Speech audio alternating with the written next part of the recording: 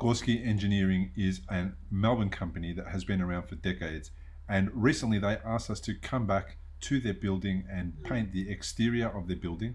because it had been a number of years since it had been painted and the colors had faded, and now they were in need of getting a freshen up and a makeover. The corporate colors are red and grey on the walls, and we went about painting all the posts in red, and we used a scissor lift to access the top of the building where you can see the Golsky sign that has been installed, and we went about giving that top canopy 3 coats of exterior lotion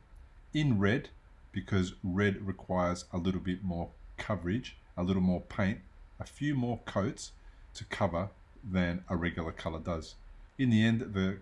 customers are wrapped. They are so happy with the new look of their factory. And if you need some exterior painting with painters who are qualified to use scissor lifts to get to high spots, please do call Bill from Melbourne City Maintenance on 0403 162 374, and I'll come out and give you a obligation free quotation.